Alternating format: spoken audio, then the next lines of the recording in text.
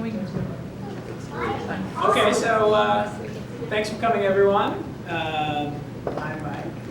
I'm Lizzy. Yeah, we don't really have much prepared other than the pictures, so we'll just kind of, try not to babble on too much about telling stories, but we'll try to tell some good stories, make it interesting. Does that make sense? That makes sense. Okay. Yeah, a little bit about the grant that I guess first that allowed us to go on this awesome trip. So the Neil Mackenzie Grant, probably most of you know, is administered by the VOC and the Neil Mackenzie Trust. And the Neil Mackenzie Trust was set up in memory of our friend and member of the VOC, Neil Mackenzie, who passed away in a tragic accident a few years ago. And so this grant and this trip was in his memory, and hoping to emulate some of the ideals that he strived for in his outdoor trips. And so when we were having an extra bad time or an extra adventure-y time, we were kind of like, oh, this part's for Neil, so it's okay. This isn't very fun, but so that's a little bit about that. And I know it was his birthday a few weeks ago, so it's extra in my mind right now. So And we're really grateful to have been awarded the grant for that opportunity. Question? Yeah, we got to meet Neil's parents, which is super cool, and they're both so nice. So and so looking to try to create more outdoor adventure and create more outdoor skills and stuff like that, and connections with people. Yeah. Okay, who started? Okay. Who's on this picture? Well, we started out our trip at my friend Rachel's apartment, who was our lovely host. I met her when she was on exchange from the University of Glasgow, here like 7 years ago. So this is a picture of me trying out a camera that I was lent to me by my dear friend Lauren, who's over there. So thank you for making many of these photos possible, because I didn't have a camera at all. And this is Maggie, the dog, who can't keep her eyes open. So yeah, this is Rachel's nice dog Maggie, and my memory of being in Glasgow is basically like that. We got off the plane, we were pretty tired, and the boxes came off the plane with our bikes in them, and they were just completely destroyed. We could see them from the plane window, and these 2 bike boxes rolled down the conveyor belt, just completely destroyed. We were just both like, oh no! The boxes were mostly falling apart. There's only one piece of tape holding them together. We had also jammed many of our belongings into the box, so the many holes was quite disheartening. We thought we might have lost some of our stuff. Yeah, but then it turned out okay. Rachel took us to a sweet museum at the University of Glasgow, so I just snapped this picture while we were looking at these hanging faces. This is just walking in an alleyway. Yeah, we went to Edinburgh for a Fringe Fest. We cut a show all in one day. It was a very jam-packed day. Yeah, and we were both losing energy quickly because we had just done a long flight. So we were like zombies a little bit. Oh yeah, this is a picture of me. So I got invited I was buying so much whiskey for friends at home that they invited me behind the counter, and I was taking the whiskey shots with the lady who owned the whiskey store in Glasgow. So this is me and her, Lizzy taking this picture. It was actually classic. We were in there with Rachel, looked away for a few moments, and then looked at my mic, and suddenly he's in this library of scotch, just having a little. Yeah, behind the lady. So I was there for 45 minutes and trying scotch with the lady because I wanted to buy bottles for my friends back home. Okay, so this is the beginning of the trip. So this picture is actually taken just leaving Glasgow like this over the shoulder while I'm riding, so it turned out pretty good, but I took 10 of them. That was the best one.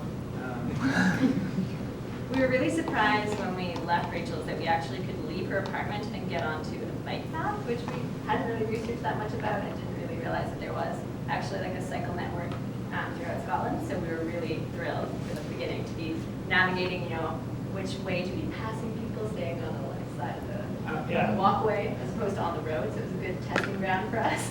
Right. Yeah. And I got onto the bike pathway and almost immediately we had a head-on collision with this man because he was trying to stay on the left and I was trying to stay on my right. So we just went head-on and just both came to a stop, and I was just ah! And then as soon as he heard my accent, he's like, oh yeah. You just don't know. You just don't know what you're doing. So that was really, it was better to do it head-on with the bike than head-on with the car on the road. So We actually were on these cycle pathways, like the National Cycleway in Scotland, for like 100 and something kilometers outside of Glasgow, like a day and a half before we entered a road. Before we entered a carved road, so it was actually amazing. All the way up the shores of Loch Lomond. It was all just on this closed cycleway. This was our first campsite, our first go at wild camping, which we never got too far into the wild. We stayed close to the roads. But this is on the shores of Loch Lomond. Before this, we had cycled with a nice gentleman who bought us some, what was it? What was the beer called? The Southern Slopes, yeah. This award-winning British beer. Yeah, so he bought us this beer in the pub, like near this campsite. This was me trying out cycling shorts for the first time, so I was pretty happy. He was really happy. Yeah. And I thought they were pretty embarrassing, so I thought we should snap a picture. This was, yeah. Hiding from midges. The beginning of the midges. I also, bugs love me. Like I don't hate bugs, but they really like to suck my blood and bite me a lot. So midges I found were the same as the bugs we have here. They also love me a lot. So Mike had lent me this bug net, which he had suggested I cut off just to, that I would only need the head, but I felt very secure in the whole thing, so I wore it a lot of the time. So this is the first trip where we ever rode a bike with a bug net on, which would give you an idea of how many midges there were. So we riding a bike with the bug net face, which is pretty fun. Oh, this was Lizzie's second crash. So, despite we were in the leading up to the trip, I was like, maybe you should try out your clipless pedals. This will be your first time with your feet attached to the bike. You might take some bails. You'll probably take some bails. But then we didn't have time, so the first time you were trying the clipless pedals was on the trip, and then the first bail was just fell over and was right into some mud. It was pretty sad. But then this one, we saw this really nice tea shop, and Lizzie was like, "Oh, breakfast!" And then we were just trying to stop, but couldn't unclip her foot, and just went right into a hedge. So it was basically rolling down straight into a hedge, right across the street from the tea place. And so I got this pic. We were trying to put a visor back on her helmet after running fit into the hedge face first, but no harm, no foul, no problems. This was our first big pass. Big pass. We'd been on pretty much flat for our first day and a half almost, and we were making great time. On flat. Yeah. For quite a while. So this is our first big hill. It also coincided with our entry to the highway or the major road. So I was feeling a bit uneasy with the car passing by. There's not really a shoulder on most of the main roads, so it's maybe this wide or no shoulder at all. So you are on the road, trying to stay out of people's way and not make anyone angry, but also not die. Yeah, I'm sure we can talk about the. Go ahead. Yeah. It's coming over the pass, coming down the other side. Which the pass is called The Rest and Be Thankful, which you really do rest. Yeah, you definitely get to the top and rest and be thankful. But it was definitely our first experience on the main roads, and I was finding the cars weren't being so dangerous passing you, but they were putting themselves in a lot of danger. They'd much more often give you a lot of room and then go head on head with an oncoming car. And two cars would be you'd be ah, you guys are gonna die. But, and then they swerve back into your lane, making these really I feel aggressive aggro passes, giving you tons of room, but putting themselves at huge risk. Around blank lanes and stuff. So this is at the top of the Rest and Be Thankful Pass. He took this picture. Oh yeah. Mike is the subject of many of my strange photos of taking photos of him just doing normal things that he probably doesn't want photos taken. No, that's fine. Yeah, this is him stretching. At the top of the pass. At the top of the pass. More pictures of the pass. Oops, that one too fast. So I also had a really scary time once we started the descent after the top of the pass. I'm not one to really love downhill or going too fast to begin with. And I was on a new bike because unfortunately my bike was still on 2 weeks before the trip, so I had to get a new bike, which was more aggressive and more of a road bike than what I had before. And again, me with the shoes. So going down that first hill, we also opened ourselves into like wind, which was quite different from ascending to the top of the mountain path. So Mike's probably loving it, but I'm sure he did because he likes to go fast downhill. But I started to get speed wobble, and there started to be like 15 cars passing one after another, and I was pretty sure I was going to crash, so I was looking for like nice little patches of gravel, which was really all there was to land in instead of falling on the road, but I didn't. I managed to not fall. And then when you got with me, you were like looking pretty rattled, like, Mike, at a really scary time, I talked to a nice Scottish man, then it got through it, and everything was okay. Yeah. I felt like, honestly, everywhere we went in Scotland, you would stop and you'd think you would be alone or something, and someone would come up and just be like, oh, what are you up to? Like, how's it going? And I'd be like, how's your moment? But yeah, there's a nice man going for a hike, and he just chatted about everything. Didn't really seem fazed by my, like, beady eyes and, like, heart. But then by the end of the trip, I think, like, it was like, we were kind of cruising. You didn't have that like, speed wobbly stuff. So you weren't really, Yeah, I think it was just getting used to, like, the panniers probably weren't loaded that well. Yeah. So this is like a real life castle. They filmed Downton Abbey here, which is like a show about people living in a castle. And it's also a real life castle. The house of the clan Campbell, Ross Campbell, who's right there, or other Campbells. So this is one of the clans Campbell. There's a couple clans Campbell, but this is one of them. And so we stopped at their castle, and it was really awesome, like really nice. And so I think there's some more pictures. Oh, this is where it is. So I started putting some maps in here because I know in slideshows I like maps. Like I want to know where people actually are. So you can see where we started in Glasgow, and then we went up, and you can see the blue part is Loch Lomond, that big blue part that we passed on the left side of. And then so the star is where Inverary is, where the Clan Campbell's castle is. And it's on a big sea loch that comes all the way up to Inverary. And so yeah, that gives you an idea of where we were. Let's go. Okay, yeah. So this is me at the castle drinking my tea and eating scones with my the cycling kit. So Lizzy thought this picture was really funny, and the bikes were in the background too. I think it's a good picture. It's a good picture. We had scones with clotted cream and jam. Scones became a theme of the trip after the scones that we had at this castle. They were amazing. Yeah. So the scones were like actually like the recipe was from the wife of the Duke of Argyll, who's like the Duke of the castle, and she's the Duchess, right? So she made these sweet scones and like sourced the clotted cream and then sold them to people who were visiting the castle. So for the rest of the trip, Lizzy had like an ample supply of scones in her saddlebags, or in like her pannier, so that we could have scones anytime we wanted to. Oh, and this tower on the hill is interesting because it's actually a folly, which is like they're all over. Well, there's lots of ones around Scotland that they call follies, which means it's not a real like fortification. It's like the Duke had the fortification built to act as a decoy, so that people thought that was where the fortification was, but actually they were watching them from like other hilltops. So people could like hide from that fort, but they're actually like the forts that they're actually using to spy people invading are not the ones that you can see. So it's like they don't know if they're seen or not, but they think that if they hide from that one, then they can't be seen. But it's like they don't. It's not. No one up there. There's no one up there.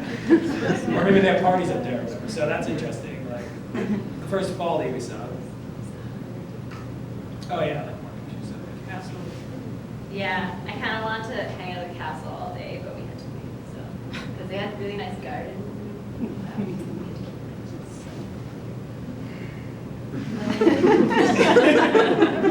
So this Second is campsite. Our second campsite. We kind of were getting used to feeling like there was amenities everywhere because you never really feel like you're that far from like a little town or a pub or something. So when we see a name of somewhere on the map, we just assume that we can get groceries. There's something there. So we got to Loch, and there was one corner store that was closed, so there was nothing. The only corner store there was closed. Yeah. So there wasn't much there, but we were looking for a little campsite, and we pulled off here, which ended up being like maybe a party campsite because there was lots of like rusty like metal and glass garbage around, but it was nice to be on a lake, and it was fresh water, which I learned lochs are not always sea lochs. Sometimes they're freshwater lochs, and vice versa is maybe what I actually meant. Because I used to think they all were lakes, like freshwater lakes. Like, anyway. So Lizzy like got up in the middle of the night at this campsite, and I think you were doing pee or something. Oh no, because it started raining and you were getting your gear inside. So no, I was trying to be a hero and save all our drying stuff from like if all our wet gear was drying and then it was about to become wet again because it was raining. So I thought, I won't wake Mike up. I'll get all this stuff. I'll save the day. But then I proceeded to just walk all over the glass and metal, and like my feet were just bleeding. And I came back into the tent. We got blood everywhere, all over all my gear, which we didn't discover until the morning.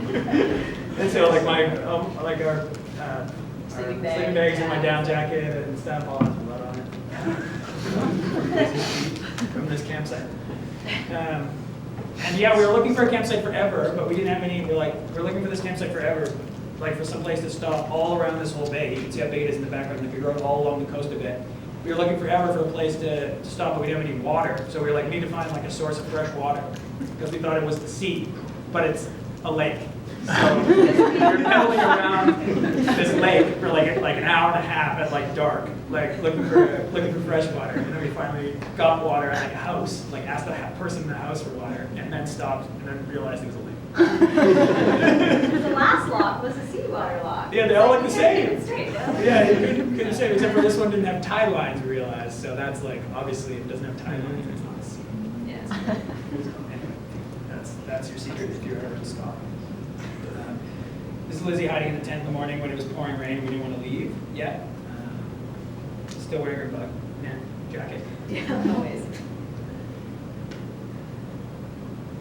Cool. So we That got was- back on the road. Yeah, we got back on the road. It was kind of like on and off raining a lot of the time. I feel like most of our trip was deciding whether to take our rain gear on or off, which Yeah. is like never, there was really never the right answer. Yeah. Because you get all like clammy and sweaty in your rain gear, but then you take it off and it's like, you can all the booties off and you take the pants and everything. And then it would start raining again. So I was more on the team, wear it all the time. Mike was more on the team. What was that? It's like beautiful summer weather. Yeah. We took the pictures when it was beautiful. Yeah. That is something a Scotsman would say. Like, that it was beautiful summer weather when it was mostly rainy. Yeah. Cool. It was beautiful summer weather this part. Just a sucker. Oh, and there's some Highland cows in the background, which are special cows that have huge horns. And they're hairy. More about Highland cows later. Maybe. Oh, look. More Highland Oh, cows. that's a Picture. Perfect, Mike, that's it. Okay. Oh, this is the first in the series of strange Scottish street signs, the mini-series within our presentation. So this one, we figured this one means caution, boomerangs ahead. Watch out for, that's Lizzy's joke that I called. Yeah, we noticed that a lot of like, you know how here, when there's bends in the road, it'll like suggest a speed and you'll be like, oh, okay, I can go like Oh, yeah. 10 or 15 over that. That's probably what I should do. There, it's like they just have these signs and you're like, well, there's a bend. Is it a tiny bend? Is it a big bend? Yeah, what's happening? What's happening? Fashioning? That's probably has to do with the cars making crazy passes on the bends. Oh, then we got onto smaller roads. So they started having these passing places. So that means that it's a single lane road and that's like a pullout. Like, so it's like if two cars meet, they have to like, one has to reverse to a passing place so that the other one can go by and pass. So there's lots more pictures with passing places because then we started getting on the smaller roads. Yeah. Okay. This is the smaller roads near Oban, getting closer to the coast. So this is this picture here with the bike is like more part of their national cycleways. So that's like cycleway 78, which would give you like an idea of how many cycleways they have in Britain, which is so cool. Because all the cycleways are like this, which are so quiet, so perfect for biking. So there's so many good biking routes. Yeah, and we hadn't, again, like researched these, so anytime we found one, we just felt it was like treasure. We're like, oh my God, We're like, yes! main road. Yeah. So great. Yeah, we going back on the trip a second time, we would have like known way more about where these were. But then we ended up finding most of the ones that I think we could find. Yeah, the pasture. Yeah, this is a really nice road. How long were we on it for? Like a couple hours? Maybe it was just winding, like It's rolling like maybe hills. 30 or 40K. Yeah, through just farmland and just so quiet. It was so nice after being on the easier roads. And it's like the kind of terrain where you get to a town, one lane road meets another lane road, and there's like a house on one corner, a house on the other corner, and then just pasture all around. That's like the town. It's really, really nice. nice to ride on. Oh, then we made it to Oban, and the whole place was booked. The whole place was booked except for this one weird B&B that's painted totally blue. And the only reason that it wasn't booked, I think, is because the lady who ran it didn't know how to use the internet, because like she was like, I think she was from a different era, like she wasn't using the internet. So that's the only reason why there is vacancy, I think, in this place, because the whole rest of the place was the whole rest of the time. Was there something going on? Tired after. It's just like a destination for like going to the island. It's like It's a big ferry it's a big terminus, ferry so it's terminus. like how you get to all the different islands. That's the like the main. There's also Friday night. That is Friday. Yeah. I think the most memorable thing about this place is like we get in after a whole day of like riding all day and being like rain, not rain, rain, not rain. And then we get to and so this is our first also B&B because we had been camping since Glasgow. And then we get in and we're like, it's like so sweet. There's a roof overhead, and then there's the only options for cleaning yourself. There's no shower, so baths only. So you have to have a bath. And I haven't had a bath since I was like 5 years old. So I was like, well, all right, we're having a bath. I know how to do this. I remember this when I was 5. And then the bath was so nice. Like, I was so happy I had a bath. I was in the bath, like it was like rubber ducky bath, and I was sitting there, and then I just kind of like went down until just my nose above the water. And I was like, oh, okay, I get baths. Anybody in the room hasn't had a bath in a while? There's also, the whole house was kind of stuck in the 1950s, and each room had like a color theme where everything was that color. So the bathroom was purple. So that whole house was blue. The The whole house bathroom was was blue. purple. The bathroom was purple and like purple sink, purple toilet, purple tub, purple floor, This is where I met my purple dog. walls, and purple curtains. But we were in kind of like maybe the salmon room or the coral room. Yeah, there's the coral room. Yeah. This is right when we first got to the hotel, to the room. We were just like, pretty sweet. pleased with ourselves. Yeah, we were pretty chuffed over something. And then you can see we quickly exploded all the wet gear all around the room to take up the room. And embarrassingly, we had hung stuff like on the curtains out, so like when you're on the Oh, street, like you bike could see shorts like our and bike shorts, and bras. like sports bra, like Yeah. underwear and stuff. And then when we came back in, Loofah. we found that the woman who runs the B&B was like, oh, like you can't keep that window open because it doesn't close or something like that. And then we came back in and realized she had like taken our stuff in and totally been in our room where we've been like exploded all our gear all over the place. But Yeah. she was nice.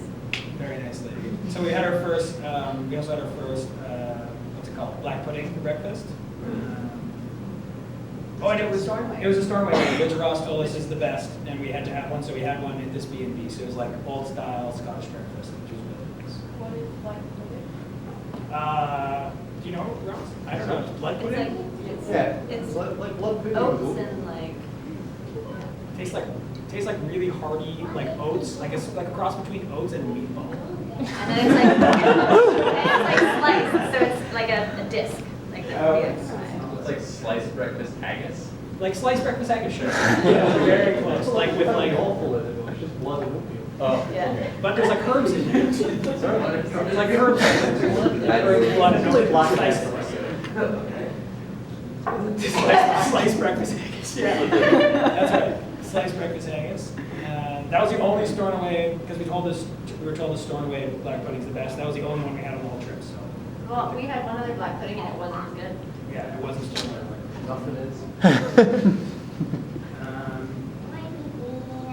Cool. So now we were in Oban. I think I have a map of where it is, maybe somewhere. Yeah. So Oban is the red star. So you can see it. Oban just above the red star. So that's like the kind of ferry terminus, as we were saying. So ferries go to the inner Hebrides, the outer Hebrides. Basically, the Hebrides are like the islands on the coast of Scotland. And so just to give you an idea of where we're getting here too. So this is a bit of a port.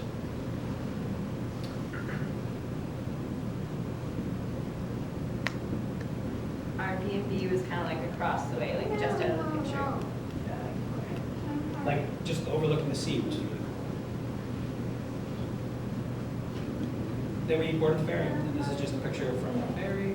And we actually met 3 other folks that were doing the same Bike tour. on the Hebrides, and Yeah. happened to find that they had a book called Cycling the Hebrides. which Mike then proceeded to take photos of all the relevant pages. Yeah, I took photos of like 50 pages of this book while we were on the ferry. Which is really helpful. Maybe 20, 25. Yeah. So that was super helpful. And the ferries are actually amazing, way better than BC ferries. The whole ferry is a bar, first of all. Which And is so sweet. it's like They have a Whiskey of the Month club. carpeted and upholstered in tartan. Yeah, the whole thing is tartan. Everything. The carpet and the Chesterfields, like it's like your grandma's Chesterfield. It's tartan. And then there's like these low little tables with like the lights that have tartan like lampshades, and just people like passed out all over the couches. I really Like, actually no one's appreciate like, that because yeah. I feel like BC ferries, when I pass out, I feel a little bit judged, you know? Like I feel like there's people that are like not quite okay with it, whereas here it's like everyone just passes out. Everyone just like has one whiskey and is just like asleep on the Pictures. Yeah, so it's great. It's really comfortable, more comfortable than BC ferries, but about the same kind of boat, like the same amount that you would take to Vancouver Island. Where are the pictures? Of the tartan? Yeah. Don't have it. Nice stuff. Sorry. Don't believe you. So then we made it to the outer islands, the outer Hebrides. This is in Battersea. So this is the very southern tip of the outer Hebrides.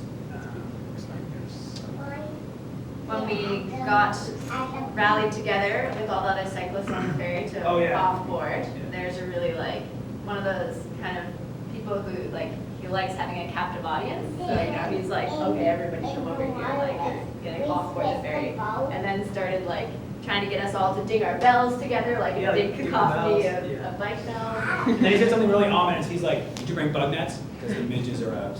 I was like, "Oh yeah, we know midges. Like we've seen them. You know, they're out on women too."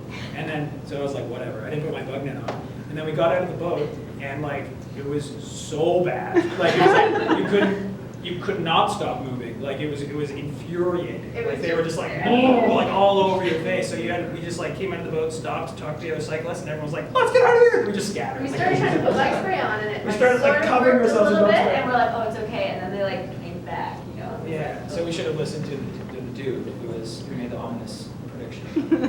Because it was quite bad. That was probably the worst midges of the whole trip, just in that little stretch of time, just getting on the ferry. And, 3 minutes. okay. We have to switch over the camera in 3 minutes, so just so we'll have a little intermission. So this is where we camped, at this beautiful beach in Battersea.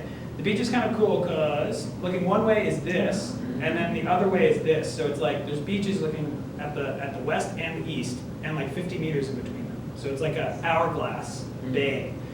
And so we sat and watched the sunset on the western beach. That's right. Yeah, my time is right. Okay, that's me. Slightly still hiding from the midges, but they're calming down a bit. Drinking our whiskey for two. A dram to share, that's what it says on the bottle.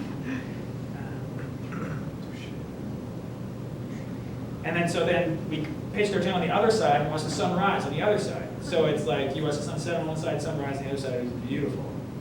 And we went for a swim in the morning, our only ocean swim of the whole trip, because it was the only day that it was like conceivable that it was nice enough to. Well, I mean, it was conceivable every day, but like this day was actually like, I want to go You swim. looked at it and you're like, oh, it's like the tropics, I have to swim. I have to swim, And then even though it's your swim freezing. was like 15 seconds long because it was so cold. Yeah. I'm sure there would be hardier people in this room that would go for the long swim. Yeah.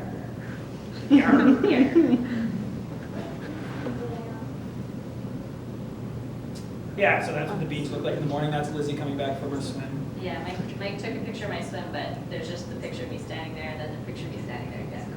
So I think it was too fast. Swim was too fast to get a picture of. Oh, also, the population of this little peninsula, Battersea, is quite small, but they still produce this like rocket band that's known all over the Hebrides called the Battersea Boys. So like, so everywhere else in the Hebrides, they're like, "You were in Battersea? Did you see the Battersea Boys?" Yeah, and we you're got like, "No, we didn't see the Battersea You're Boys." so choked you didn't see the Battersea Boys. Yeah, but they were playing their music all over the rest of the Hebrides. So if you go to Battersea, you have to see the Battersea Boys.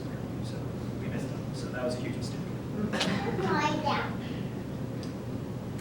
Oh, cool. So then we were leaving Battersea. And Oh, more about Battersea later too. Yeah. yeah, we're biking off, going back over to Castle Bay on Fire, and I hear a pop. No, realize that. My tire like exploded, like blew out. So and I didn't have any spare tires. So that was kind of shocking. Because I was like, whoa, like, because normally when your tube explodes like in a gunshot, it means your tire sidewall gave out, and like that means the tire's done too. And I didn't have any spare tires. And so And so I was like, well, like we're gonna have to like go back to Oban. There wasn't a bike shop within like 500 kilometers. So I was like, well, we're totally, this trip is over basically. Well, we have to go back to Oban. And more soon. Yeah, so You can start again now. Yeah. film me out. Sweet, so this is the passing place, nice picture that Lizzy took while I was fixing my flat. But then I was like fixing it on the side of the road, and basically like the tire was actually fine, even though that's really what I've never ever seen that happen before.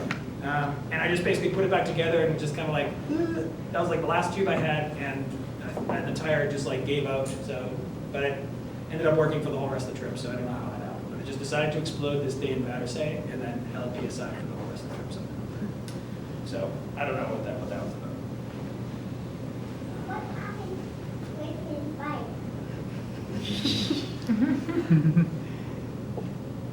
There's just really beautiful things to look at everywhere. I don't really know what this is. I'm assuming it's like a sheep pen, I think, because I saw some people somewhere else with a similar thing, and they had all the sheep there to like For like shear them. shear thing? Yeah, I think so. It's really nice.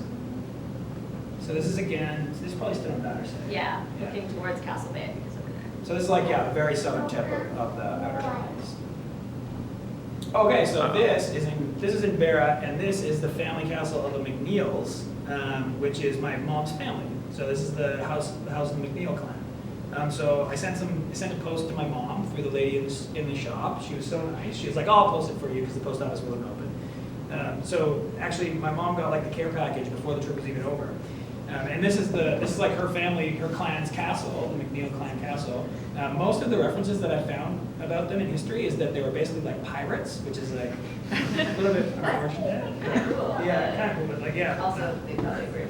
Yeah. So yeah. Anyway, so pirate McNeils, and the castle actually got restored by some like more recent McNeils who just, it used to be a ruin. So you can see this little bit to the left that's like this.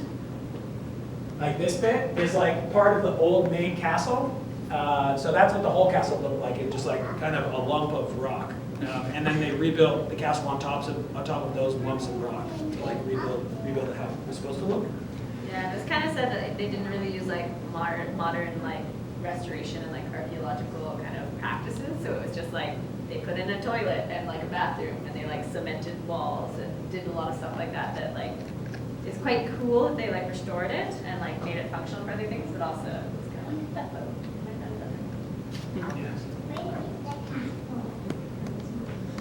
Okay, yeah, so more maps to show you where we are. So yeah, that's like the southern tip, that's the Barra and the southern tip of the Hebrides.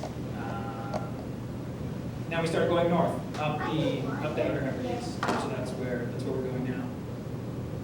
So when we're biking through Barra, I think it was Barra, Yeah. that's when we went through like this landscape that was just like golf courses, right? Yeah, it was like, I It understand was like why golf exists. It was like the sand whole pits, island is a golf reeds, course. And it just, everything looked like a golf course. Yeah, it's like there's beautiful sand pits. It's crazy. There's all the grass is like growing like a fairway because the sheep The just sheep are all like eat it just all. drinking. So it's just like, it's like a golf course with a lot of sheep.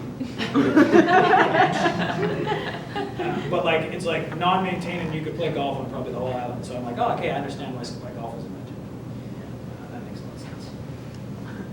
This is just on our way to the ferry. Yeah, so then we hopped our first ferry to get off of Barra, starting moving north. So kind of as you're moving north, there's causeways that connect some islands, which is really cool, and ferries that connect other islands. Yeah, in the past, it was like there's obviously no causeways, so it's like even to get to Battersea, you'd have to take a ferry or go at super low tide across like a rock like tide.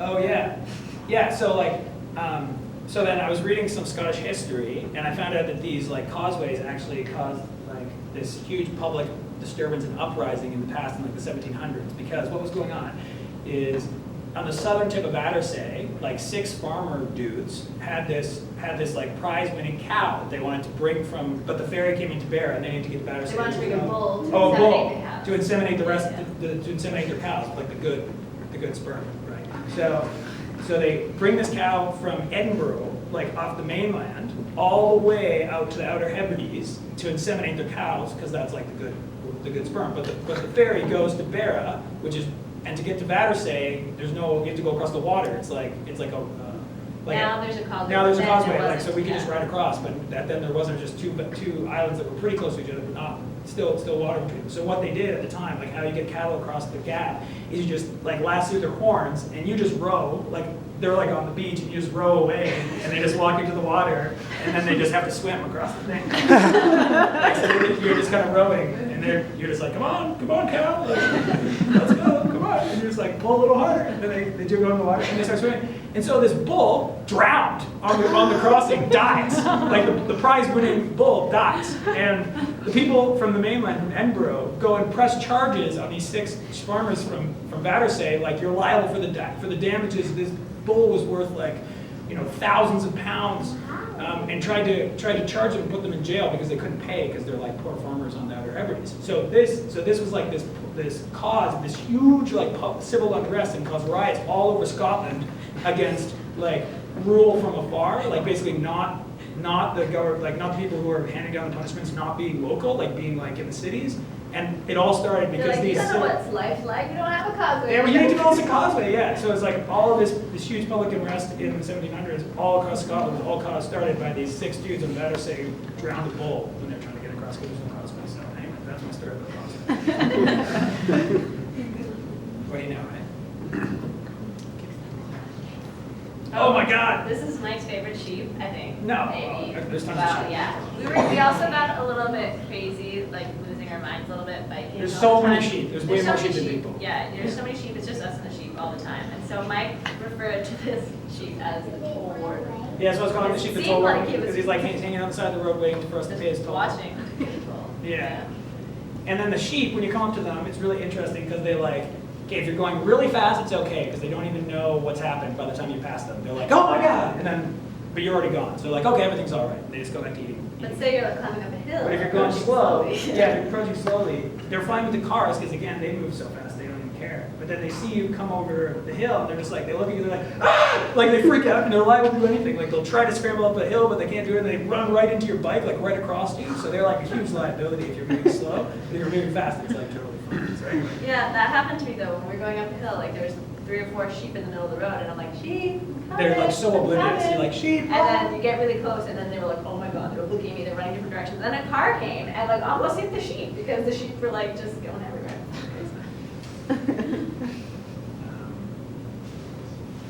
Yeah, but those sheep. And then you chase them down the road because when they try to run, they like run down the same road that you're on. Like that's the path of least resistance. So you end up chasing them for like 500 meters because they don't know to leave the road because they're running down the road. You're on. So this is a house for sale if anybody's interested. I just thought maybe people at the presentation would be interested in a house in the southern Outer Hebrides. It seems really cheap and yeah, really quiet. Like, I think I was told there's a lot of like abandoned homes on Barra and stuff like that because there was like such a big exodus and a lot of people came to Nova Scotia and stuff like that. And so maybe some of the older folks stuck around, but once they pass away, like no one in their family kind of like wants to go through there. So the house is still in the family but not really occupied. So Yeah. there's some houses that were like that. This picture isn't so good, but there's a few things that in the picture, like so this AM Politician bar, that was the only pub in that area of the Southern Hebrides. It's called the AM Politician, and it's named after this boat that crashed. Like huge piece of local history was that this boat crashed carrying 1,000 whiskey bottles, and so all the local, it was called the AM Politicians. Now the locals got so stoked that this boat crashed full of whiskey that they named their pub after it. It like supplied the whiskey to start the bar. So anyway, that's the AM Politician. And then this beach in the background is actually called Princess Beach because this is the beach where Bonnie Prince Charlie landed in Scotland the very first time. So that's on the beach of Scottish history. Bonnie Prince Charlie was like the last person who tried to, he was the last like usurper of the British throne basically. Like he was the last person who significantly like tried to challenge the monarchy basically was Bonnie Prince Charlie. And he started his rebellion on that beach in the Western Hebrides. So it's kind of interesting.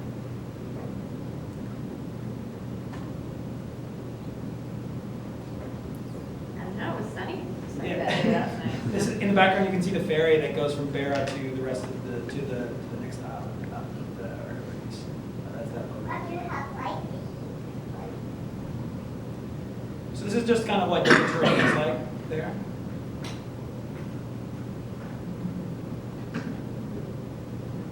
Was it sunny all the time from there? This is like a sunny day, but it was the last sunny day for quite a long time. Yeah, yeah. I I think it was find, the last sunny day till we were in Scott. So it was like the last sunny day for maybe 7 or 8 days. But this was really nice. This is the second installment of the Strange Scottish Signs mini-series within our presentation. This one's self-explanatory, just Scottish class. It's pretty cool. So this is another one of these causeways that we're talking about that kind of connect islands that are pretty close. so we were on Eriskay, it's like a really small island, that's the one that the ferry landed on, there's not really anything there. But it is home of the Eriskay ponies, which we will show you later on. Oh, Because yeah. we didn't find any on Eriskay, but we did find them on Skye. I thought this was interesting, this lady who was a cyclotourist in the 1920s who did the same trip that we did, only better, like she went farther. And she was dealing with the problems of there being no causeways either, because she says that, in this little inner journal entry here, like she says that she went, a cart took them across the half-mile ford from US to Benbecula. Now there's a causeway there, that's what we did. And with the rising tide, the two-wheel cart filled with water, the horse had to swim a few strokes, with myself sitting in the rear, trying to keep our bikes upright with the luggage tied on. I was soaked. So it's like the cart was like sinking and the horse was swimming and her bike's in over gear.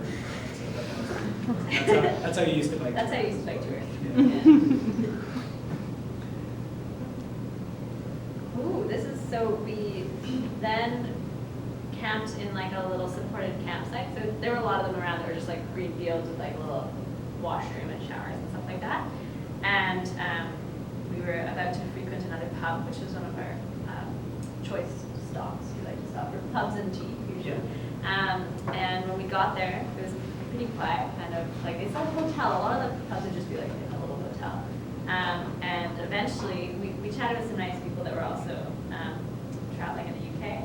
And then it turned out to be a woman's 60th birthday party. Yeah. And she was having a really nice time. She was a few glasses of wine in, I think, and she shared her birthday cake with us. And it was just like another kind of moment of just like meeting friendly Scottish people everywhere we went. More chic. I like this picture because they're all like, check this out. Yeah.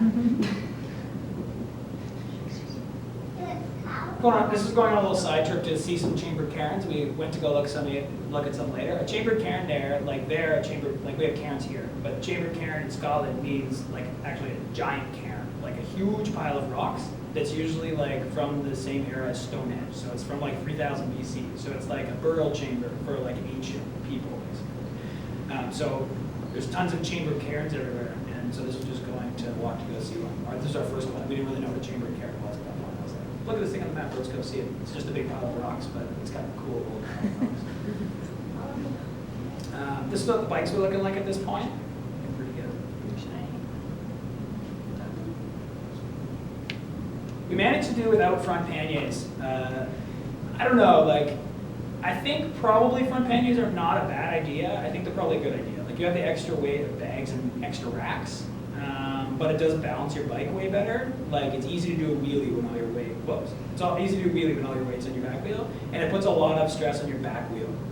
So it's like, your back wheel is everything, like keeping your back wheel healthy, because all the weight's on it, like all the weight you have almost. So that's why front panniers are a thing. So we kind of, I was figuring that out more and more as the trip was going on. So probably front panniers are a good idea if you're going on a long cycle. Because this, it's like, you're kind of worried about how much stress you're putting on your rear wheel. All your weight's on it, and all the weight you're carrying is on it. So it's kind of like, yeah, not that good. Oh yeah. Well, So this was this is actually in a miserable rainstorm with sideways. you rain. actually You can't see the tell rain. how Yeah. rainy it was, but it was really, really rainy. And the rain was so sideways that I was blocking the phone with my body and the phone wasn't getting wet while I was taking the picture. But it was actually pouring like monsoon. So it was just kind of like click and then put the phone back in release it. Yeah, and I think Mike was kind of enjoying it. We went on this side detour, and I was kind of like, let's get back on the road so we can get where we're going. He's like, oh, like, let's check out the beach. I'm like, the beach? This is not a date at the beach. Yeah. It was like 60 kilometer hour wind or 40 mile an hour wind. So 60, anyway, 40 mile an hour wind. And like, it was basically, luckily it was behind us though, so it was like pushing us into where we wanted to go, but the rain was completely sideways and really like strong and muddy. And I had been trying out this And like Rain. gnarly, like crazy. Anyways. I was trying out Mike's raincoat, which was, I mean, he offered to me saying I haven't worn this in a long time, it might be a lightweight raincoat. Not what I'm wearing now. Prior to this, I was wearing a glorified windbreaker that was Not waterproof. not waterproof. I was soaked like down to my skin underneath. So this was kind of a good opportunity to switch into the actual raincoat. Real raincoat. But it was like too late because you were already. I was already wet, so it was kind of too late. Yeah. But the rain was crazy. I mean, the wind and rain was crazy. Like you could not go in the direction that the wind was coming from. Like it'd be impossible. So you had to go either like sideways to the wind or with the wind. Like going into the wind would be like, it's like you cannot move forward. So it's like, basically you could like walk your bike, but that's about it if you want to go in place. So this is the hostel that we found. And it's like a traditional, so it's a hostel, yeah, it's like a traditional, what's it called? Flat house. Yeah. So they hold the thatched roof on with rocks so it doesn't blow away.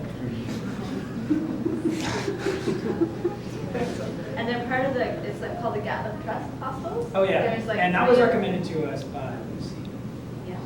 which was really a useful recommendation because we really needed it to find this hostel because we were like, this was the day of that same rainstorm, so we were really like not in good shape. Yeah. Yeah, and coming in, it really did feel, so this was the room building with the dorms, and then there was another of the same that had like a little kitchen, a table, and when we came in, it was just like, it felt like kind of going into a mountain hut. There's like a little wood stove going, everyone's kind of having tea crowded around. And it was literally like walking like this, like, like with the wind, and then like holding the door, it's like, and then like pulling in, and you're just like inside, it's like, and like everyone's sitting there looking at you because like it was so noisy when you opened the door because it was like a crazy storm outside. So that's what it's like. It doesn't look like this in this picture, but that's what it is. And then following us, there proceeded to be 2 more groups of drenched Soaked cyclists soaked coming cyclists through the that door. came in. Being in like, the "Oh, same- thank you." And I was like, I know how you feel. Yeah. Have some tea. Have some tea. So this is some pictures from at the hostel. Yeah, it was kind of cool because there were like 3 or 4 different generations, like hugely different time era, like religious kind of like churches and structures. These ones in So the back. yeah, it was kind of cool to wander around with that. Yeah, the cows just came and cut the lawn while we were there. Like the cows just came through. Someone was like, "There's cows!" And we get out the door, and there's just a bunch of cows. They just like roaming moved through, This did is everything. Previous picture. Say again. Skulls, yes. Oh, skulls.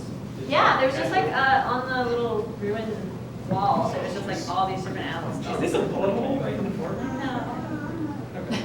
Maybe. Just think. I don't know. So this in the background was like the ruins of the churches that had been there for how long? Like 1,000 years, all the question. Again, on the same site, different versions of different churches. Because it was basically a sacred site. No, this was, So then we left the next day and saw this beautiful view, like of the clouds opening up and the sun coming through. so I just was like, as we were leaving, it was just getting progressively more beautiful, like the sunbeams were coming through. I don't even think like any of our photos actually captured how beautiful it was, and I was kind of losing my mind a little bit because I love like when there's the layers of the light on the mountains, and there was sheep, and there was like many different little lochs, and it was just so beautiful that I lost control and fell onto the road. Crashed her bike for the 3rd time. It was so beautiful. She's like, "It's so beautiful! Mike, it just like rolls across the road. I actually lost all functioning. Yeah. Taken by beauty. Yeah.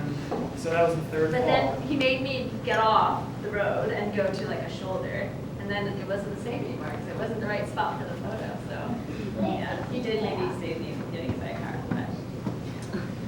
But All right. So this, you can tell by my jacket how windy it is in here. That's not the shape of my car. And so these standing stones are really beautiful in Uist. So these are like standing stones from the same, again from the same era as like the famous ones that you know, like Stonehenge. But it's just so cool to think that like humans have been occupying this area. This is like circa like 3,000, 4,000 BC around these standing stones, which is insane. and it's just like there's a little hotel and you. There's nothing there. There's nothing there. You just Yeah. walk behind it. And Like it feels no crazy informational plaque, no nothing. that like you can just walk up to these things that are like such amazing artifacts. So old. And they talked about how these sites are usually in the same kind of area, that it would be like on a sloped hillside, but not on the top of the hillside, usually near a body of water. And so it was kind of cool. It was very like peaceful spot, and it kind of like made you think about why people would choose that as like a spiritual significant site. This is another. Chambered cairn, so this is a picture of the chambered cairn. So there's also a chambered cairn there, like near the same standing stone, so like a very place, basically. And so this is kind of what they look like. It's kind of hard to see the perspective, but it's like probably 10 or 15 meters in diameter, that thing, and like maybe 10 meters high. What's buried underneath? So it was like, they don't really know, but it's like they figure that it'd be like a significant warrior of the time. That's what I said. It was like an unknown warrior. And up until. And you can go inside. Yeah, it had just had a collapse, like I think very recently. So prior to that, you physically could still go inside. But then the thing kind of is just a pile of rocks that collapsed, which made me feel like, well, like pretty crazy that people were just going in there before with it liable to collapse at any point. Like when they showed drawings of what it would have looked like, it would have been like covered with grass and cute plants and like a flat platform on top. Oh yeah, so it would have been more of like a Would have been more cylinder. like a cylinder, yeah. And it's at the same site, so like a old cottage, kind of. There's a church actually. Oh, no, church. Yeah, at the same site.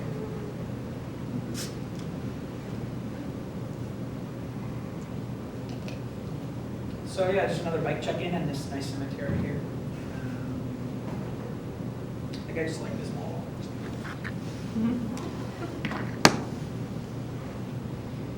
And this is leaving. This is like sort of mid Hebrides, Outer Hebrides, and so this is another causeway connecting to Benbecula. Yeah.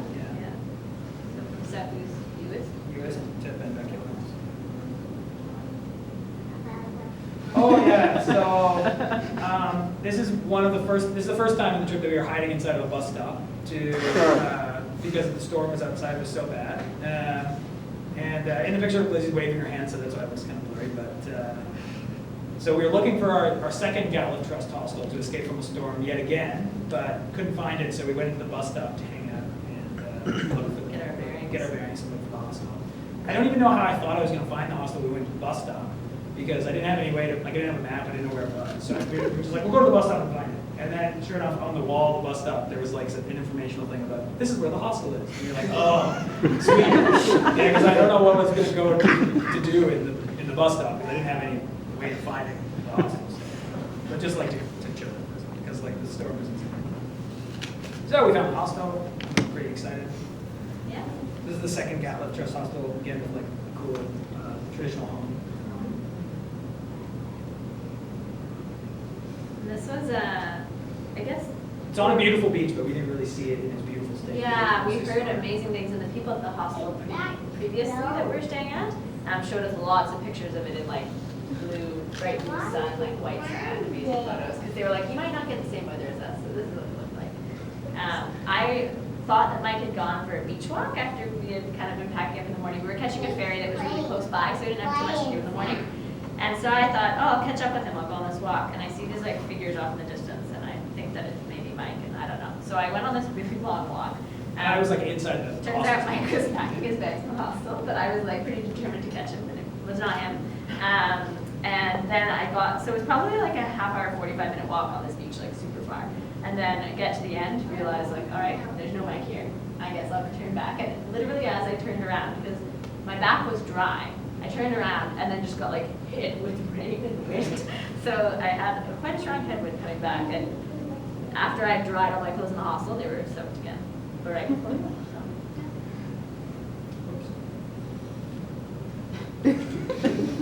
All the essentials. Yeah, this is my frame bag, so I thought this was funny because I got pepperoni, tire levers, and whiskey. So that's like the essentials for your bike touring trip in Scotland.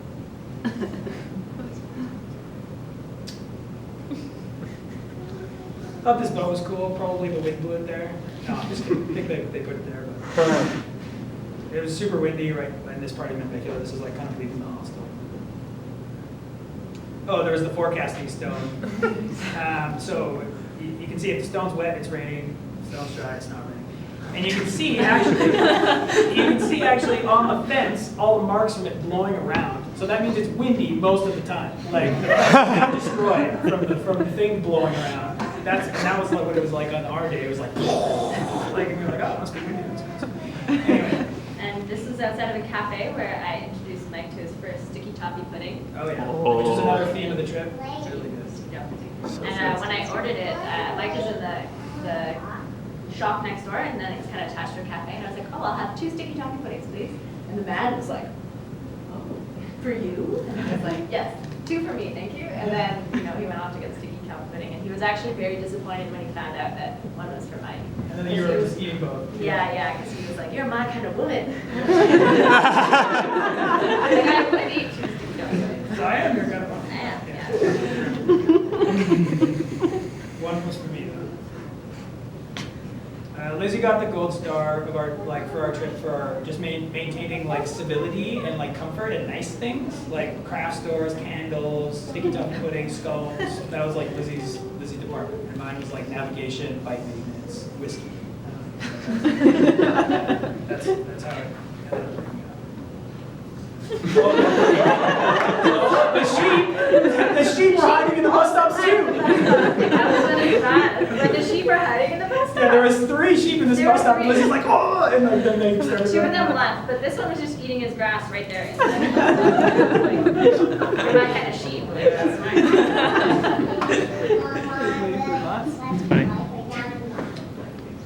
Oh yeah, this is what we were looking like at this point. Pretty fine. Not so bad. Yeah. Oh, this is where we are now. So like, kind of at the north, getting to the north end of. We didn't make it to the far north of the Outer Hebrides. So that would be like you can do that on a full cycle route the whole way south to north. So that would be a really cool trip for like a future bike trip or even a future grant, like a future little go to like south to north on the outer islands. You can see how it continues off the map. So this is a conceived point, like when you're pointing at something, but I'm not pointing at anything. But there's just a nice part of the road. It's also sunny again, which we're really happy about. Yeah. Oh yeah. So that's like But it was totally. sunny again. Yeah. But we're wearing raincoats, so you can tell it was raining. Yeah. It's like half raining, half sunny this day, I think. Oh, this is the Golden Road, I think. Yeah. Yeah. So this is the Golden Road. They call it the Golden Road. Why do they call it? Because of Because that. it was so expensive to build. Oh yeah, because it was so expensive to build along all the sea locks along this side of the island that they call it the Golden Road because I think it cost. No, actually, I don't know. It cost a lot. So. But it was really a highlight. It was such a beautiful road. Such a nice road though. Yeah. It Probably just the best road of the trip. consistently would climb up to the top of a little hill, and then you'd wind down through a bay, and then back up, and it just happened 20 times. But none of the hills were so bad that you really felt like. Got a video of it. Ah. So this is what the road was like. Woo! This is me with one hand with the phone and one hand riding the bike, so that's like a little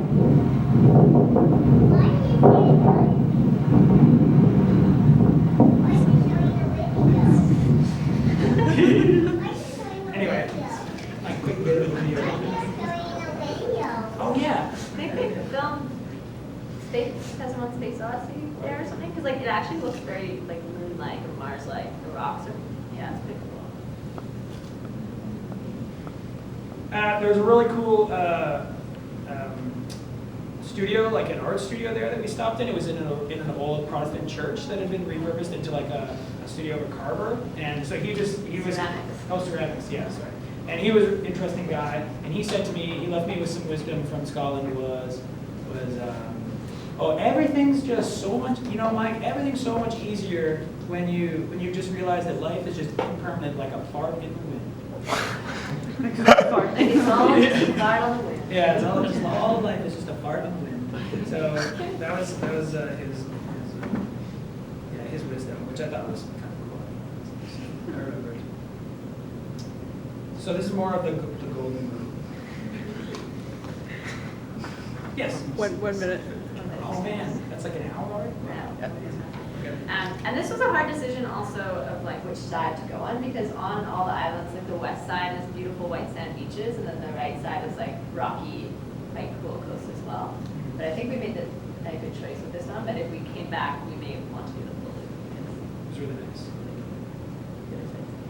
Wow, dude. So this is the place that we found to stay. It was another hostel. It was a campground. Oh yeah, campground, right. Got my bug net on because the midges were back. But it was really nice though, really nice spot. So this was like the main house where everyone hung out, and then there was like camp spots around the site. And it was just like one big open room, and the guy that owns the place now was like, oh yeah, just like, 100 years ago, nine kids were raised here or something. It's Yeah, like so- a one room, like very One room small. house. I'm just gonna have to pause it for a second. Cool. Okay, we're good. Cool.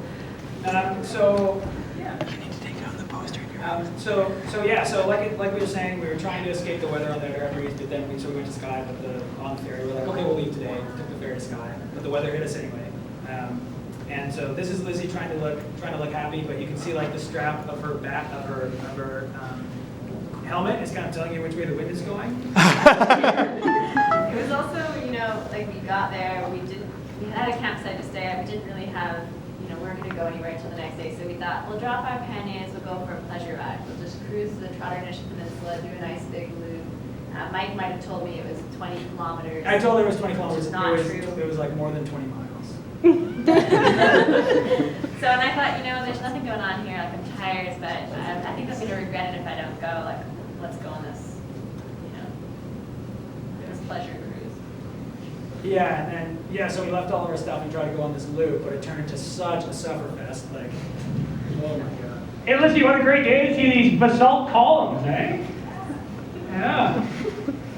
Just super nice Scottish weather. Majesty, yeah.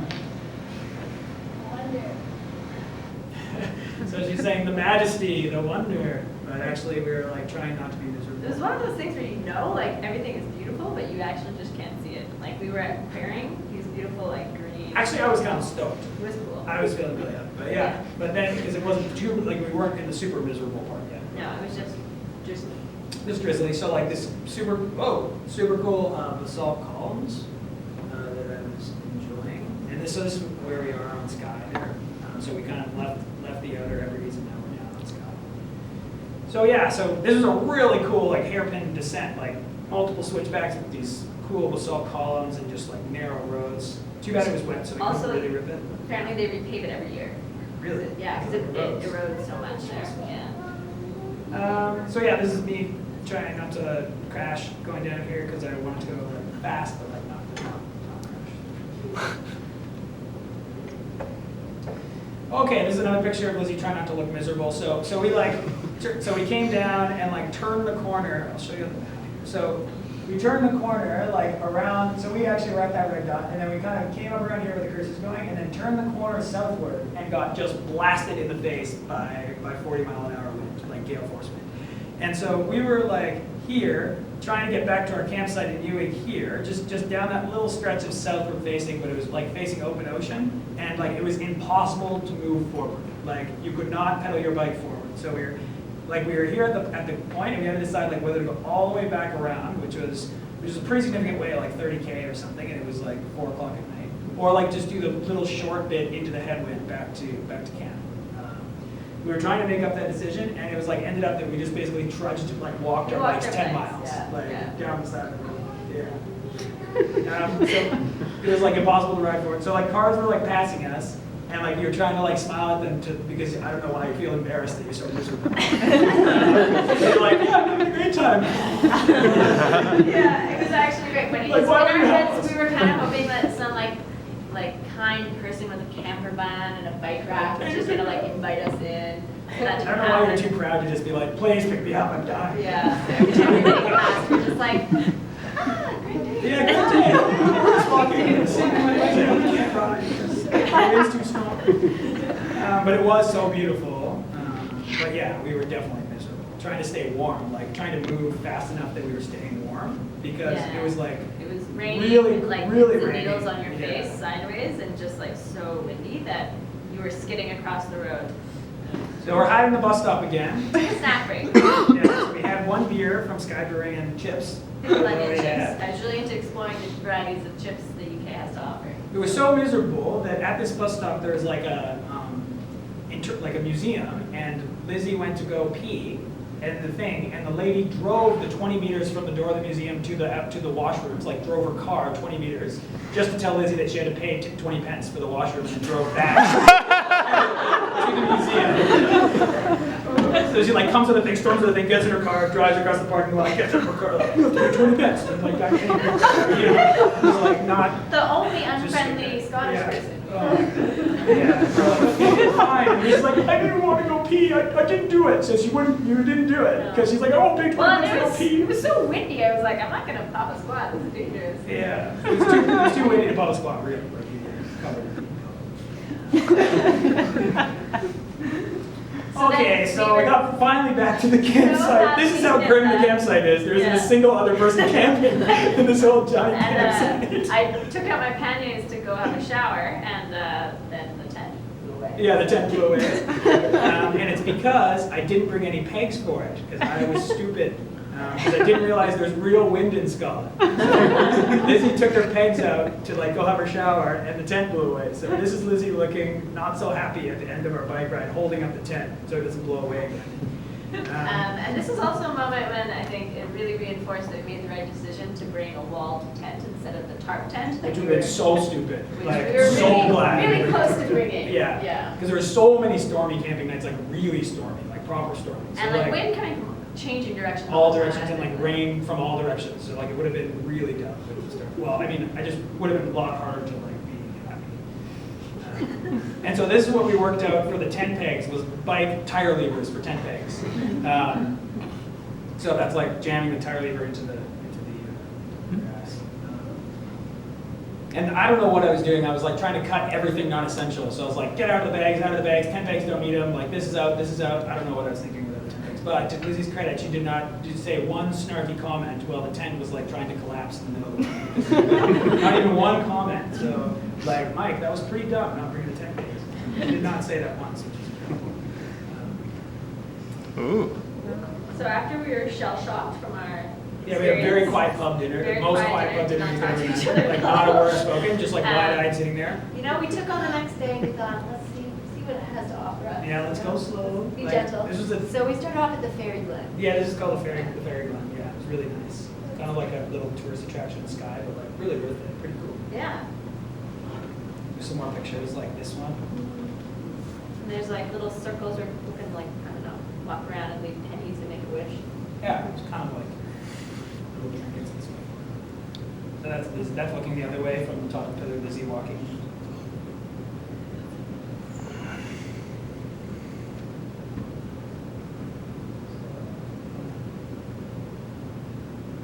This is like riding back out of the ferry.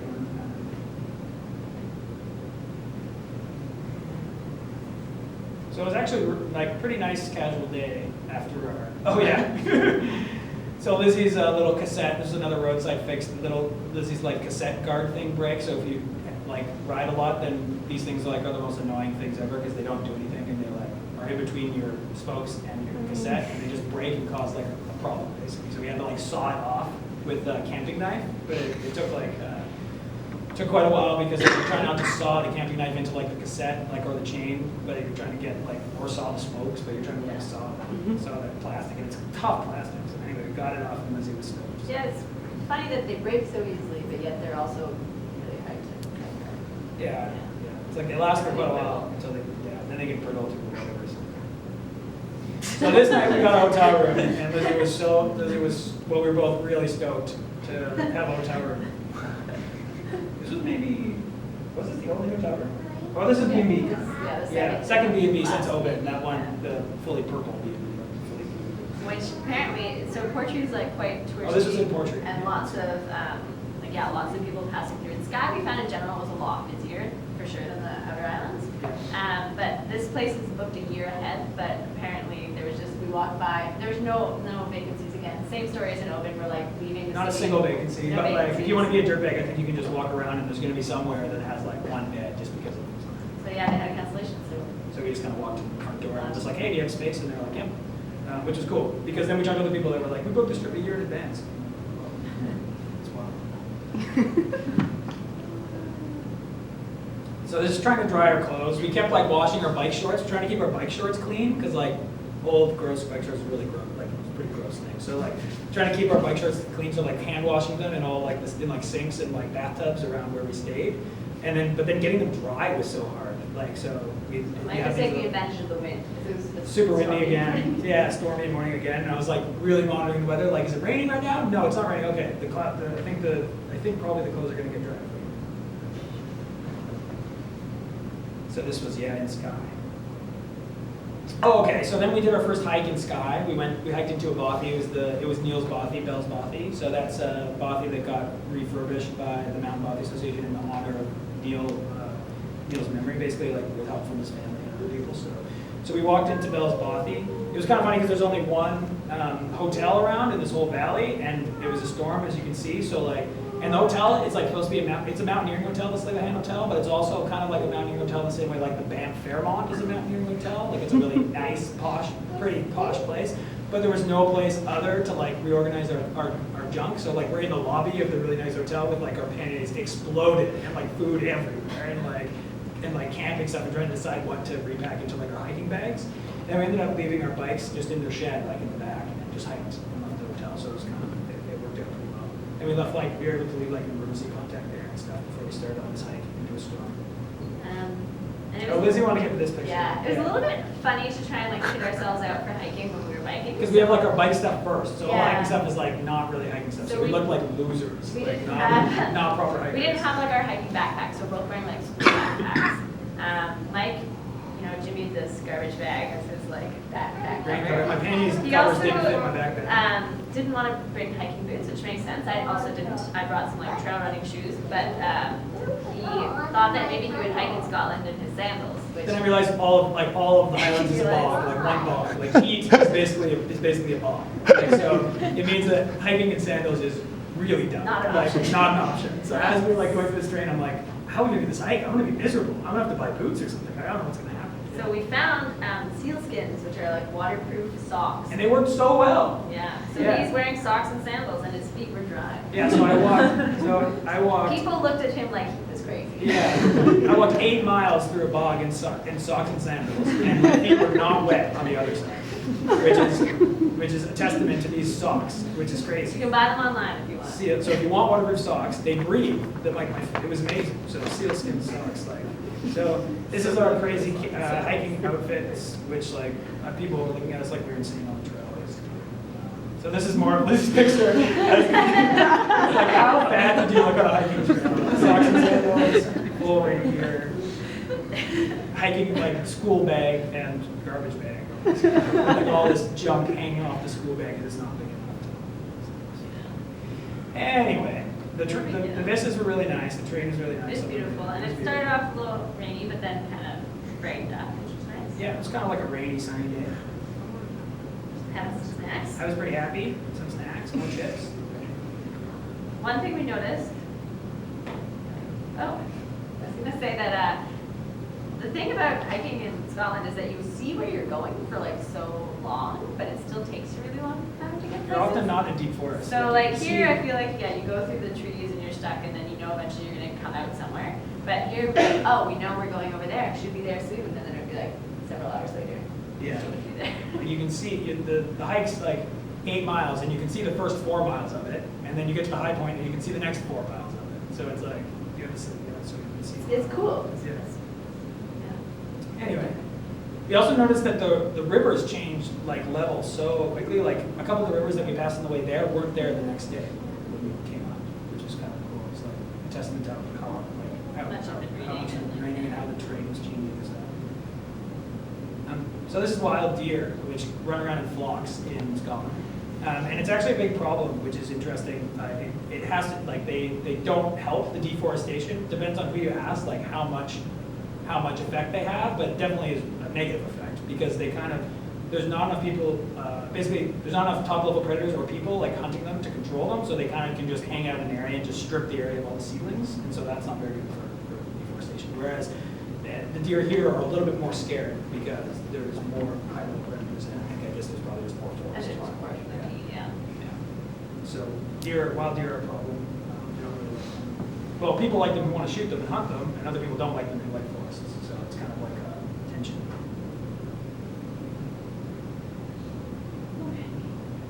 So yeah, this is just more information. Yeah, it's beautiful. There's a really nice change of pace too to suddenly be walking because we had just been biking for like, whatever, like 9 days. This is obviously, I think this is a contrived shot.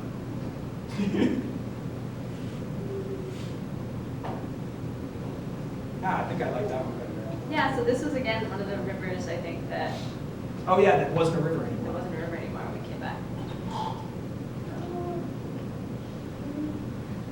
Okay, so then this is our first view of like the bothy. So that like a bothy is like a Scottish mountain hut basically, but they're often old shepherds' cabins, homes. So it's like often like sheep grazing terrain because it's being built for like a shepherd. And at this point we thought we saw the bothy, but we actually don't see the bothies. Oh yeah, that big house is actually like another Somebody Scottish is there or person's something. cottage. So this is actually the bothy, that Neil's bothy. So it's called Bell's bothy. That was Neil's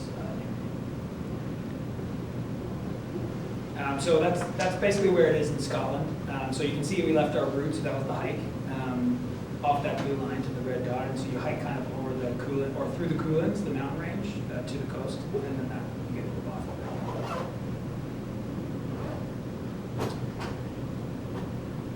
This was a plaque in the bothy. So it says, "Enter as strangers, leave as friends."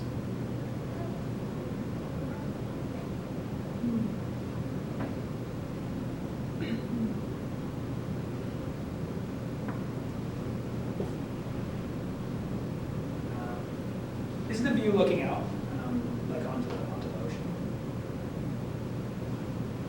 And then we had some little scotches to toast Neil.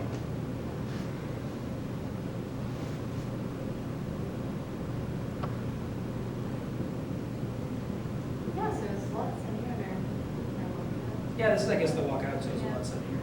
We met some nice folks in the coffee as well, in the streets and stuff. Oh, now so I've got all my rain gear like tied to the backpack to make it look even more crazy. So this is like back on the road in Skye. It's still kind of questionable weather, but not so bad. And yeah, I mean, I'd say like that spot in the Bothy would be something I'd definitely recommend to check out if you're ever finding yourself on Skye. Like it was a really Yeah. beautiful area, and I think a lot of like things you can do from there. Like a lot of Like if you want to do objectives, like peaks or mountaineering objectives, it's definitely like a central base type stuff.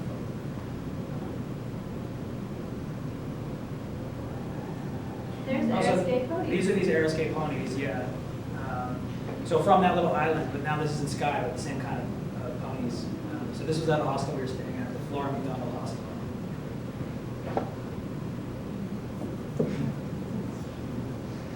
There's a special story about this horse. Okay, I was yeah. like, So well, first of all, it bit me. Like I put out my hand, I was like, oh, nice horse. He was just like on my wrist, and I was like, oh my gosh.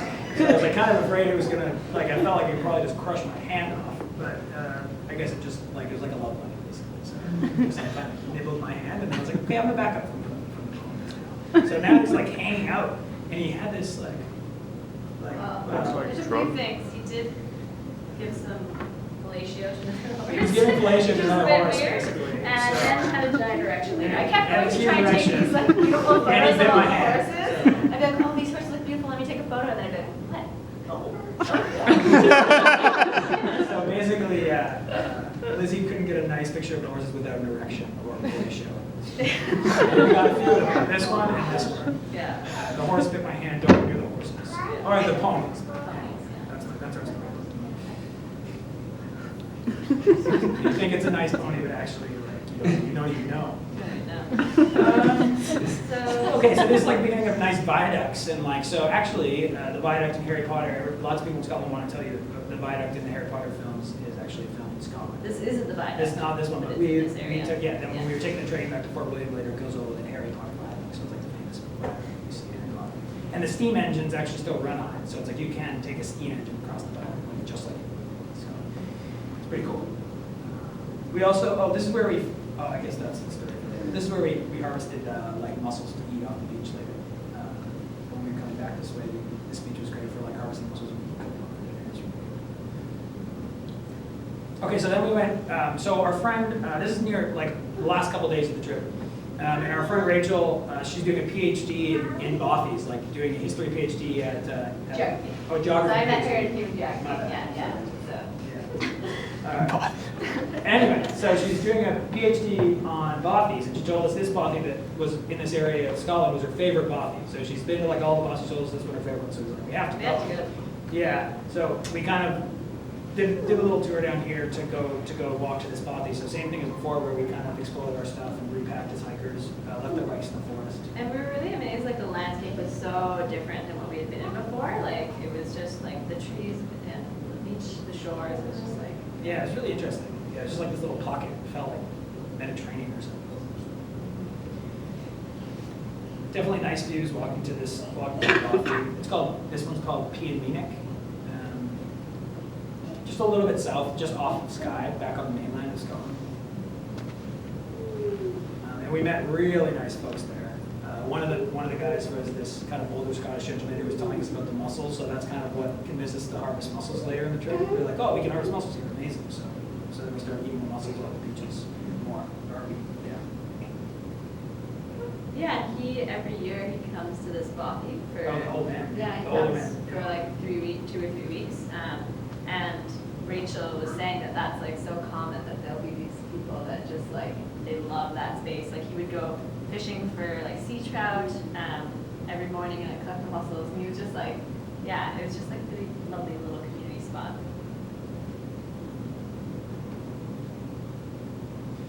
So we're pretty happy because the sun's out. Put my sunglasses on for like probably one of the only times. This is walking down into the bay where the bothy is. So again, it's like you walk over mainland a bit to reach the sea, and that's where the bothy is, and it's quite a bay by itself. So not really like our mountain hunts. I don't know any of our mountain hunts which are like on the sea with their, anyway. So they're often boat access. So like on the ocean. 2 of the people we met had kayaked in, so. Yeah, you can so you kayak to that.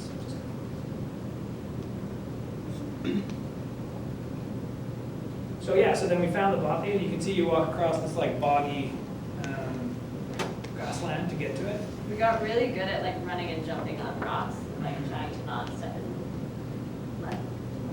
This time I guess I went straight sandals, no socks and sandals.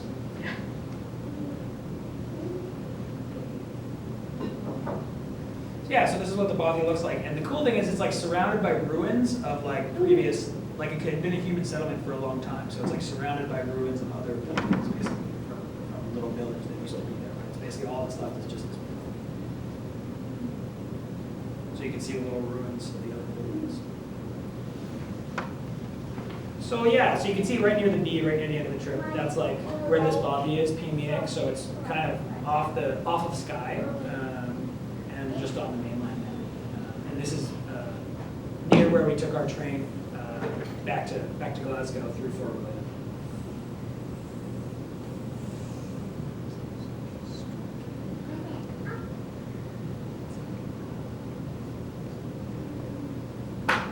So yeah, that's a good view of like the ruins of older buildings.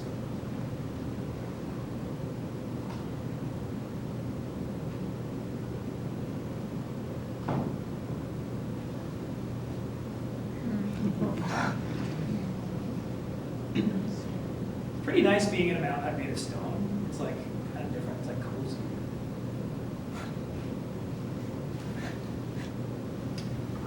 So yeah, so this is the meal that we were able to harvest off the ocean. Really tasty.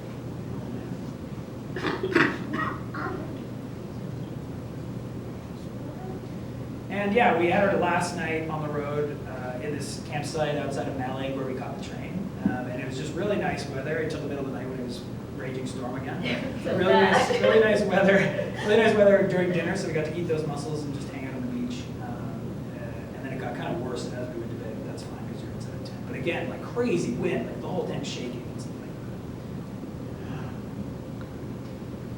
that. And then yeah, so we got on the train and I slept, and Lizzy took pictures of me. And yeah, then that was it. We went back to Glasgow and saw Rachel for another few days, and then headed back here and got back to real life or normal life. So yeah, that's the end of our.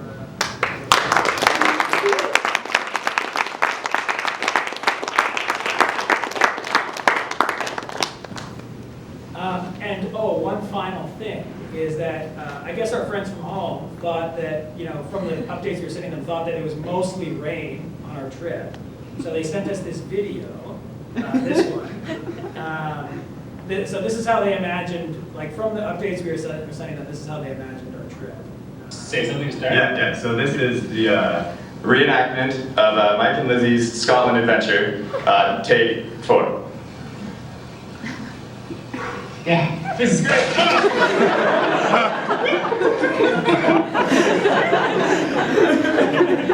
So this is what we got. This is what we got from our friends. So anyway, this wasn't really a trip, but This is great. Safe. so Bill's right over there. I think that was before work one day. So getting dressed before work. Anyway, that's all. Yeah. Yeah, and I think that we loved Scotland. The people Oh, were yeah. so great.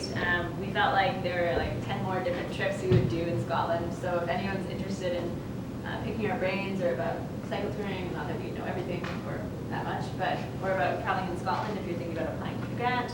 Yeah, we'd be please happy apply to to- the grant. Yeah, Yeah. meeting the Mackenzies, I was like, It was a highlight. it was a highlight, and they were like, just make sure you send a message to the VOC and to people in Vancouver that like we want to enable more outdoor trips. So there's tons of things that you could be doing in Scotland, like climbing sea stacks, or like going on mountaineering trips, or bike touring, or surfing, like a surf holiday, or a kayak holiday, or a mountain bike holiday. Just like all the research that I was doing, maybe want to do like 10 other Scotland trips. So definitely write a grant application because it's sweet. Cool. Thanks for listening to us talk for so long. See ya. And if you have any questions, Oh yeah, questions. Does anybody have any questions? how long was your trip? Like 2.5 weeks, going on 3 hours. Yeah. We were biking for 12 to 13 days.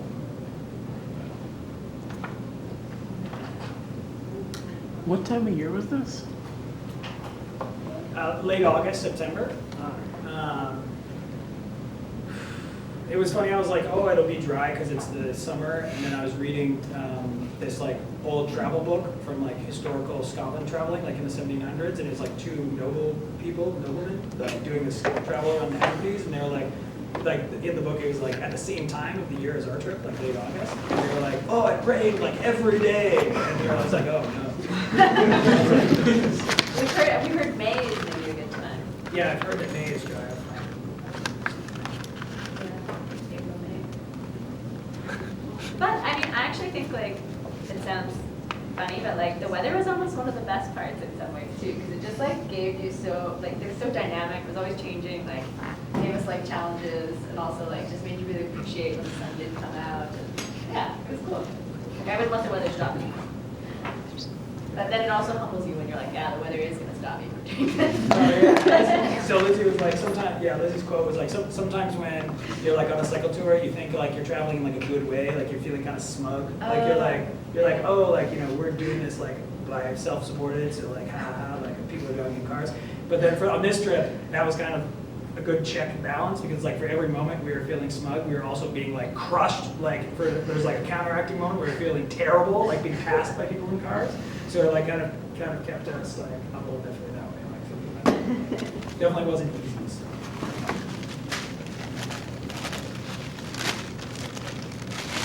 Did you have a favorite island?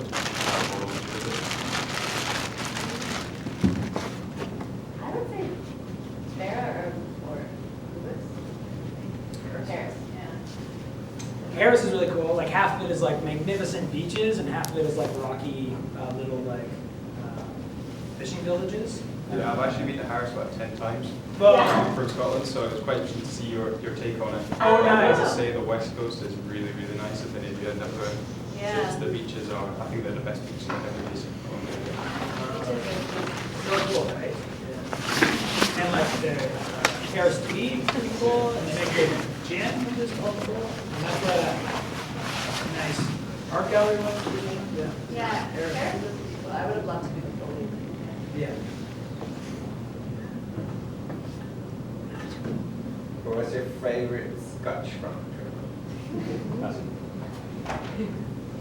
I brought a few scotches home, and there is this one called Ben Romick. and it's pretty like a drinkable, like day-to-day scotch. Like it's not like some special, like it's not like it's like a half scotch with lunch scotch. Like I guess like drink whatever you want because it's not like some super special scotch. But like, oh my gosh, it was so good. That was like what I liked about it the most was that it wasn't like portraying itself as some like super premium, really nice scotch. Just like it's like an everyday scotch, and if you want to, it's but like here, and I was like, oh geez, yeah. It tasted really nice. Did you get any deep fried pizza? Didn't find any deep fried. We were You told promised there us was deep pizza, fried right? pizza, sorry. We were told there was deep fried pizza, which is like seems like perfect cycling for like Probably for, like should bike have found it in touring. Glasgow, probably. Maybe not other places. I swear there's not a chip shop in Scotland that does not sell deep fried pizza. Oh, you couldn't find When we it. started the trip, we're like, think of all the deep fried pizza we're gonna eat. Oh, that sounds so good. That's one nice thing about cycle touring now is you feel like you can eat everything. Like just eat. Deep fried Mars bars? Yeah. Did you find anything interesting? I think I saw them. Oh, you Yeah. didn't. I think I had them. Oh, I did have this thing called Scotch eggs, which I want to make here, which were really good. Yeah, it sounds like a really cool food to make. Like it's like a hard-boiled egg. Well, my understanding of it, maybe something incorrect, is that it's like a hard-boiled egg. Then you batter it with like ground beef and breadcrumbs and like Parmesan and herbs and stuff. So it's like a battered. You put that whole thing in the oven. So it's like a battered ball meatball thing with an egg inside. A hard-boiled. Sounds really good. Pretty good. Scotch. Observations about food in Scotland: the cheese was way, way better. The salad was way, way worse. No good salad. No good salad. Yeah, if it says like a Probably are side some salad, places, yeah. But most of the time, if it says a side salad, it means like a side garnish, like a couple, like handful of We sprigs. were of also like chocolate. off, maybe like in smaller towns. In smaller some towns, places, yeah. maybe. Terrible salad, but really good cheese. Like when we got back to Quebec, Which is more important it was like, oh, the salad's way better, but the cheese is way worse.